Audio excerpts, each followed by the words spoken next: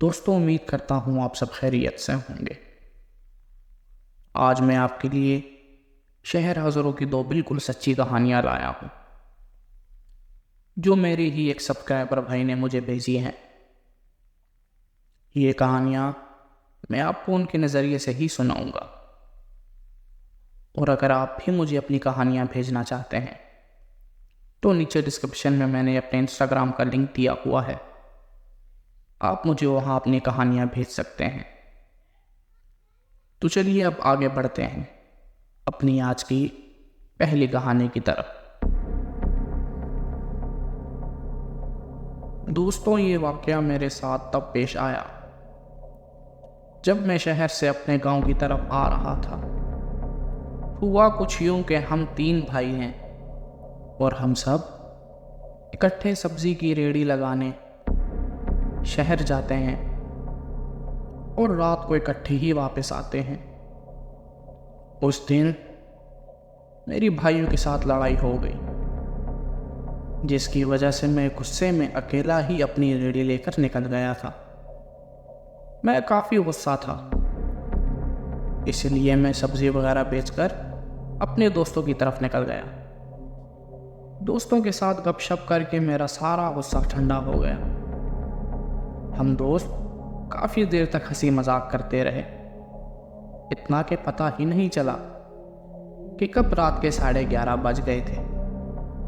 तो मैंने दोस्तों से इजाज़त ली और घर की तरफ निकल पड़ा। शहर से मेरे गांव की तरफ 2 रास्ते जाते हैं। एक पक्की सड़क जो मेन रोड से निकलती है, लेकिन वो काफ़ी लंबा रास्ता है, और दूसरा रास्ता वीरान और कच्ची सड़क का है, और वहाँ पर लोगों ने खेतों और दरख्तों की काश्त की हुई है। पक्की सड़क की वजह से लोग अब इस रास्ते को ज़्यादा इस्तेमाल नहीं करते थे। बहरहाल ये दूसरा रास्ता मेरे घर के काफ़ी करीब पड़ता था, इसलिए मैंने सोचा पहले ही काफ़ी देर हो चुकी थी, तो मैंने कच्चे रास्ते का रुख कर लिया। चलते चलते मुझे काफ़ी वक्त हो गया था और करीब 12-20 बज चुके थे, और तभी मुझे थोड़ा अजीब महसूस होने लगा। मेरे पूरे बदन पर रोंगटे खड़े हो गए थे और मुझे अचानक से किसी की मौजूदगी का एहसास होने लगा। और अचानक से ही मेरी सब्जी की रेहड़ी भारी होने लगी, जैसे किसी ने कोई भारी चीज़ रख दी हो। मेरे तो डर के मारे पसीने ही छूट गए और मुझे कुछ इल्म भी नहीं था मेरे साथ क्या हो रहा था।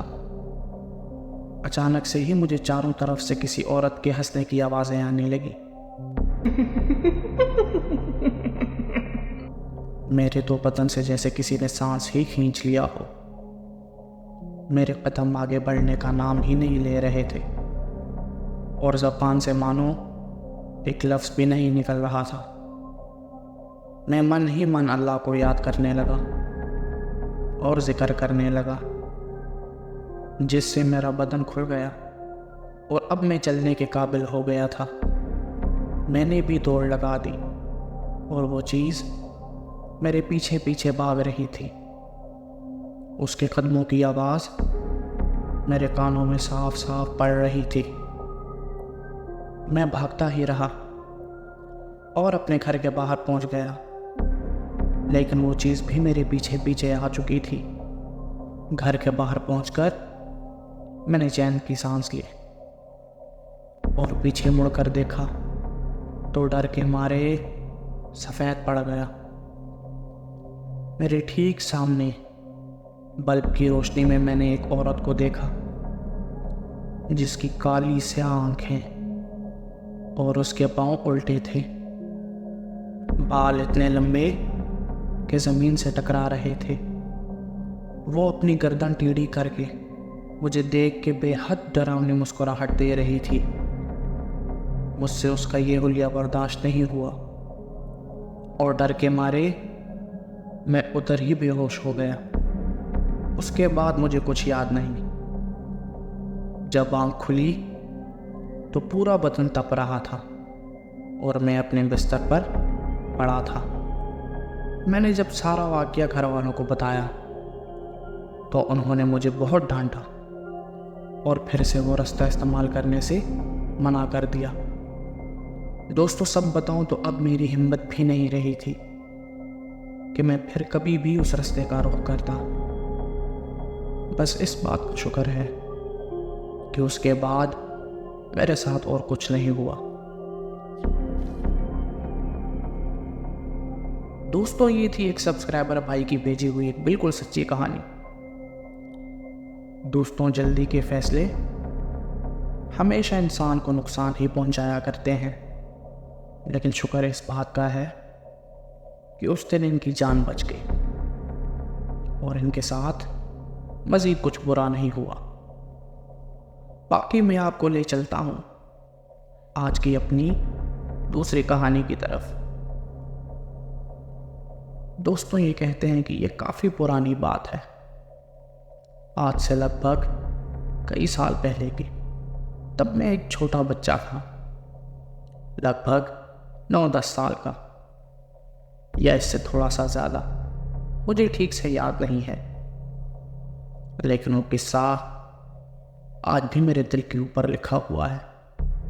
दोस्तों, ये किस्सा मेरे साथ तब पेश आया जब हमारे गांव के बाहर एक दूसरे गांव में किसी की शादी लगी हुई थी और रात को प्रोग्राम था।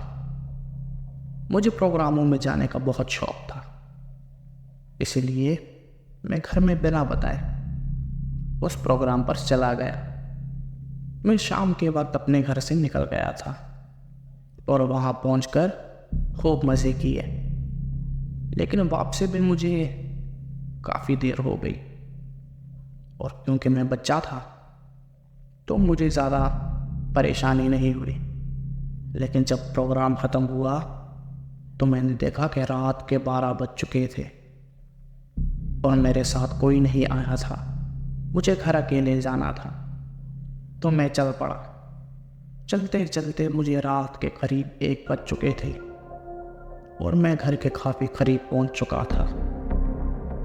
जब मैं गली में चल रहा था तो काफ़ी अंधेरा था। उसी अंधेरे में ही अचानक एक तरफ से रोशनी आने लगी।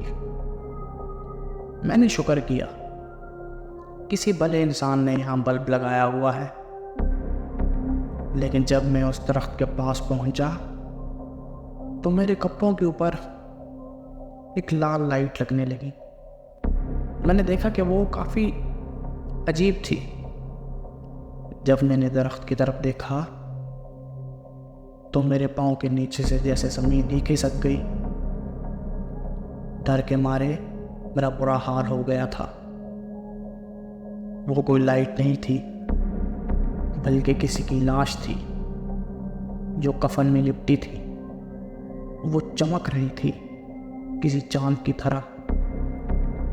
उसके सर की जगह खोपड़ी थी और उसकी आंखें बिल्कुल लाल, उनसे रोशनी भी निकल रही थी जो सीधा मेरे कपड़ों के ऊपर पड़ रही थी। वो मुझे हाथ से मारने का इशारा करके नीचे उतर रही थी, आराम आराम से। उसको उतरता देख मेरी डर के मारे हालत ख़राब हो गई और मैं भागा। मैं इतना भागा कि मुझे खुद नहीं पता कि मैं घर कैसे पहुंचा।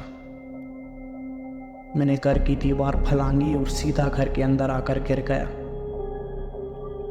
सुबह जब उठा तो मेरा पूरा बदन बुखार से तप रहा था।